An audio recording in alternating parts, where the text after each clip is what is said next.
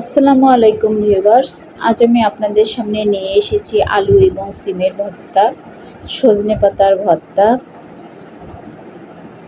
এবং টাকি মাছের ভর্তা। এই তিনটি ভর্তাই খেতে অত্যন্ত সুস্বাদু। তো আসুন শুরু করা যাক। প্রথমে আমি প্রেসার কুকারে কিছুটা পরিমাণ আলু আর সিম দিয়ে দিচ্ছি। এখানে আমি কয়েকটা কাঁচামরিচও দিয়েছি পরিমাণ মতো, এগুলোকে সিদ্ধ করে নেওয়ার জন্য। এরপরে আমি কিছুটা পরিমাণ শুকনো মরিচ, পেঁয়াজ এবং রসুন এগুলোকে লাল লাল করে ভেজে নেব। আপনারা যেরকম ঝাল খেতে পছন্দ করেন সেই অনুযায়ী ঝালের পরিমাণ কমিয়ে বা বাড়িয়ে দিতে পারেন। আমার আলু এবং সিম সিদ্ধ করা হয়ে গিয়েছে। এবার একটা গ্রেটার মেশিন দিয়ে আলু এবং সিমগুলোকে ম্যাশ করে নিচ্ছি।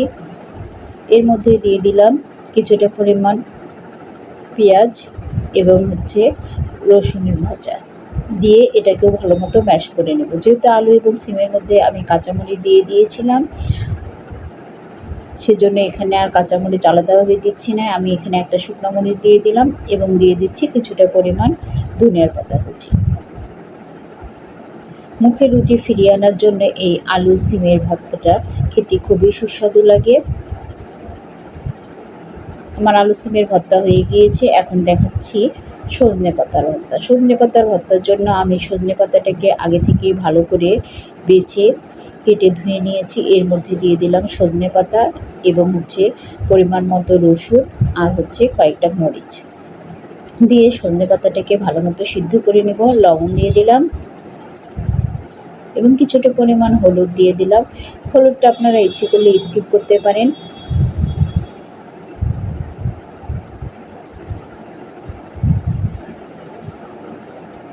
এবার ভালো মতো নেড়েচেড়ে একটা ঢাকনা দিয়ে দিচ্ছি। ঢাকনা দেওয়ার পর কিছুক্ষণ পরে এসে দেখতে পারবো যে সজনে পাতা থেকে বেশ কিছুটা পরিমাণ পানি বের হয়ে এসেছে। এই পানিতেই সজনে পাতাগুলো ভালো মতো সিদ্ধ হয়ে যাবে। কিছুক্ষণ পর পর এসে আপনার এই সজনে পাতাটাকে ভালো মতো নেড়েচেড়ে দিতে হবে, কারণ তলে যদি লেগে যায় তাহলে ভর্তাটা খেতে মোটেও ভালো লাগবে না। এই সজনে পাতার ভর্তা আপনার শরীরের জন্য খুবই উপকারী এবং খেতেও অনেক সুস্বাদু হয়। এবার ফ্রাই প্যানে কিছুটা পরিমাণ তেল দিয়ে তার মধ্যে দিয়ে দিচ্ছি কিছুটা পরিমাণ পেঁয়াজ কুচি এবং কিছুটা পরিমাণ রসুন কুচি, এবং এই পেঁয়াজ এবং রসুন কুচিকে আমি কিছুটা পরিমাণ ভেজে নেব। ইতিমধ্যে সজনে পাতাগুলো আমার ঠান্ডা হয়ে গেছে। এটাকে আমি ব্লেন্ডারে দিয়ে ব্লেন্ড করে নিয়েছি। আপনারা ইচ্ছে করলে শিলপাটায় দিয়ে এটাকে বেটে নিতে পারেন।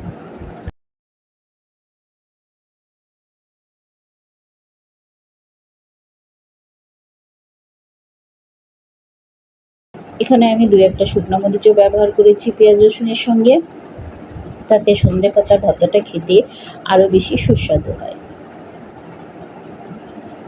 এবার সবগুলো উপকরণের সঙ্গে এই সজনে পাতার ভর্তার মিশ্রণটাকে ভালো মতো মিক্সড করে নিতে হবে।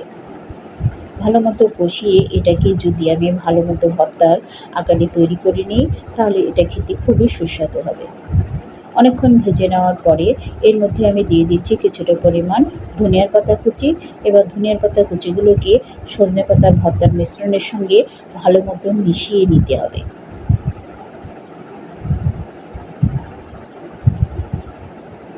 5-10 মিনিটের মতো এটাকে আরও ভালো মতো কষিয়ে আমাকে এটাকে ভেজে নিতে হবে। আমি এখানে আরও কিছুটা পরিমাণ সরিষার তেল দিয়ে দিচ্ছি।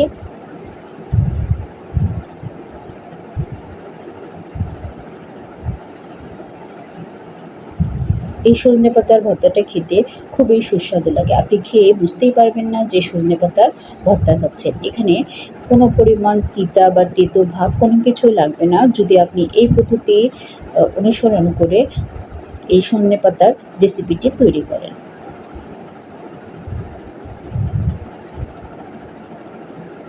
যেহেতু গরম, কোনো কিছুই খেতে ভালো লাগছে না, দেখবেন কিছুটা ভর্তা হলেও ভাতটা খেতে অনেক বেশি ভালো লাগছে। এবার আমি কড়াইতে কিছুটা পরিমাণ সরিষার তেল দিয়ে দিলাম। এর মধ্যে দিয়ে দিচ্ছি টাকি মাছ। এখানে আমি একটা টাকি মাছ দিচ্ছি, কিন্তু মাথাটাকে আমি ভেজে রেখে দিব। আমি শুধু মাছ দুটো ভর্তা করব। এই টাকি মাছ দুটো আমার হাজবেন্ডের পুকুর থেকে নিজের হাতে ধরা মাছ, সেটাকেই তার ভর্তা করে দিচ্ছি। এখানে আমি কোনো প্রকার পানি ব্যবহার করব না। এই মাছগুলোকে চেপে চেপে ভেজে নিতে হবে, তাহলে মাছটা ভালো মতো সিদ্ধ হয়ে যাবে। দেখুন, আমি মাথাটাকে প্রায় 3 বার উল্টানোর চেষ্টা করে সেটাকে উল্টাতে পেরেছি। জীবনের সব ক্ষেত্রেই এভাবে অনেক কষ্ট করে সংগ্রাম করে জীবনে বেঁচে থাকতে হয়। আমরাও বেঁচে আছি এভাবে সংগ্রাম করেই। ইতিমধ্যে আমি মাছের মাথাটাকে তুলে নিয়েছি এবং এই যে দুই টুকরো মাছ ছিল সেটাকে আমি ভর্তা করে নেব।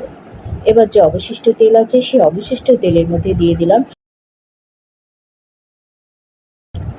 কিছুটা পরিমাণ রসুন কুচি এবং মরিচ কুচি। এখানে আমি শুকনো মরিচ দিচ্ছি না, আপনার ইচ্ছে করলে শুকনো মরিচ দিতে পারেন, তবে কাঁচা মরিচেই ভর্তাটা খেতে ভালো লাগে। এখানে আমি কিছুটা পরিমাণ ধনিয়ার পাতা কুচি এবং আদা কুচি কুচি করে কেটে নিয়েছি এবং এর মধ্যে দিয়ে দিচ্ছি যেই রসুন আর মরিচগুলো আমি ভেজে রেখেছিলাম সেগুলো।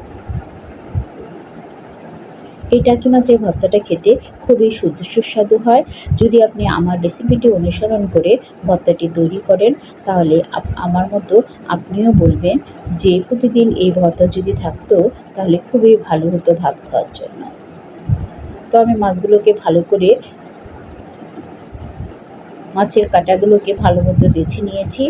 এবার একটা গ্রেটার দিয়ে আমি মাছের সঙ্গে সবগুলো উপকরণ ভালো মতো মিশিয়ে নিয়েছি। এখানে আমি কিছুটা পরিমাণ পেঁয়াজ দিয়ে দিয়েছি। আপনারা যে যেমন পেঁয়াজ খেতে পছন্দ করেন সেই অনুযায়ী পেঁয়াজ দিবেন। এখানে পেঁয়াজ এবং আদার পরিমাণ বেশি হলে ভর্তাটা খেতে খুবই ভালো লাগে। দেখুন ভিউয়ার্স, আমার ভর্তাটা তৈরি হয়ে গিয়েছে। ভর্তাটা যে দেখতে শুধু সুন্দর হয়েছে তা নাও, খেতে অনেক সুস্বাদু হয়েছে। সুপ্রিয় ভিউয়ার্স, তো আপনাদের সামনে পরিবেশন করলাম আলু এবং সিমের ভর্তা, যেটা খেতে অনেক সুস্বাদু। তারপর আপনাদের সামনে যে রেসিপিটি শেয়ার করলাম সেটা হচ্ছে সজনে পাতার ভর্তা। সজনে পাতার ভর্তা আপনার শরীরের জন্য খুবই উপকারী এবং খেতেও অনেক সুস্বাদু।